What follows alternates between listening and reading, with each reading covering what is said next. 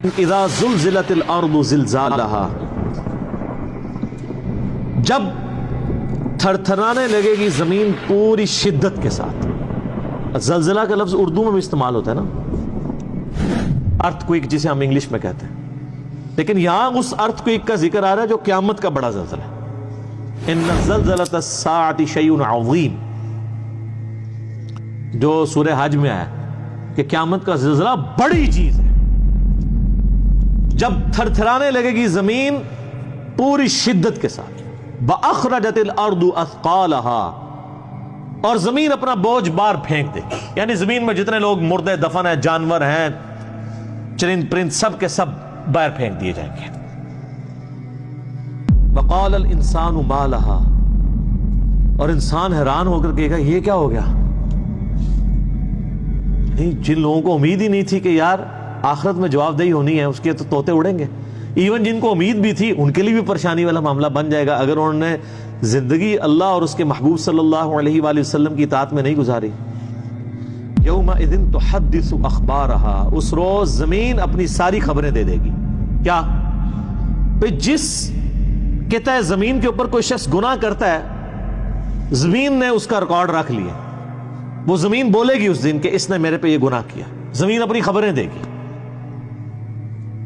ہر چیز گواہ ہے، زمین بھی گواہ ہے۔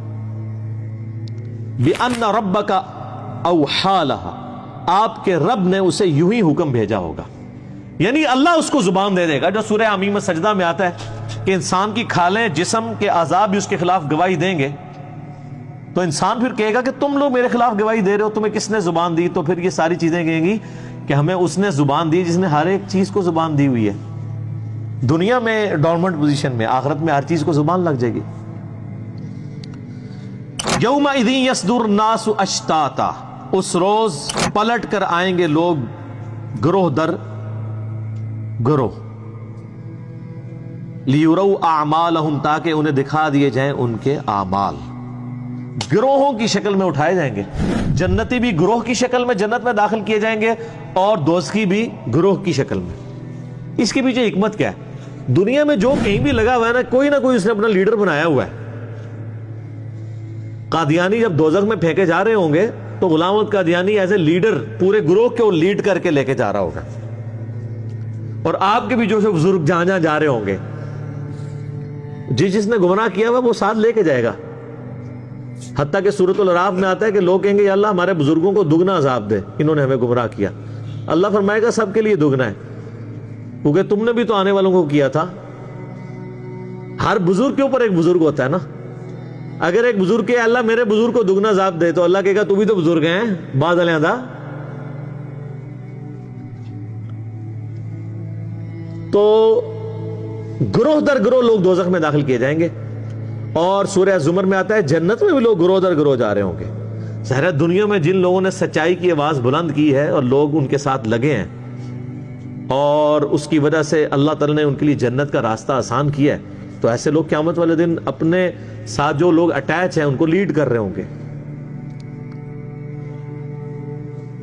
تو اللہ تعالیٰ نے تو دونوں طرح کے گروہ بتائے ہیں، دوزخ میں بھی گروہ در گروہ جائیں گے اور جنت میں بھی گروہ در گروہ۔ فَمَن يَعْمَلْ مِثْقَالَ ذَرَّةٍ خَيْرًا يَرَهُ، تو جس نے دنیا میں ذرے کے برابر بھی خیر کی ہوگی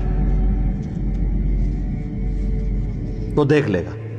جو سورہ لقمان میں آتا ہے کہ حضرت لقمان اپنے بیٹے کو نصیحت کرتے ہوئے کہتے ہیں نا کہ اگر تو نے کسی پہاڑ کی کھو میں یا آسمانوں میں بھی کوئی گناہ کیا تو قیامت دن اللہ تعالیٰ تیرے سامنے لے آئے گا۔ کسی غار میں چھپ کے بھی کیا یا آسمانوں میں کیا، اس ٹائم تو لوگ سوچتے ہوں گے کہ آسمانوں میں گناہ کہاں سے ہو سکتا ہے؟ آسمان میں کون گناہ کرے گا؟ آسمان میں تو فرشتے ہیں، فرشتے تو گناہ نہیں کرتے۔ آج آسمانوں میں گناہ ہو رہے ہیں نا، یہ ساری بغیرتی جو ہے وہ ایئر فلائٹس کے اندر ہو رہی ہوتی ہے، سارے چوری کے موبائل ادھر آ رہے ہوتے ہیں پاکستان میں، باقی جو ایئر ہوسٹس اور پائلٹس کر رہے ہوتے ہیں، جو زمین پہ ڈاکٹر اور نرسیں کر رہی ہوتی ہیں، تو آسمانوں میں تو گناہ ہو رہے ہیں آج کل، خوب ہو رہے ہیں۔ تو جس نے ذرے کے برابر نیکی کی وہ نیکی ضائع نہیں ہوگی، اس کے سامنے رکھ دی جائے گی کہ سر یہ آپ نے کیا تھا، فرشتے سامنے نام اعمال لے کے آئیں گے۔ لیکن دوسرا پہلو بھی ہے بڑا خطرناک، وَمَن يَعْمَلْ مِثْقَالَ ذَرَّةٍ شَرًّا يَرَهُ، جس نے ذرے کے برابر بھی شر کیا ہوا وہ بھی دیکھ لے گا۔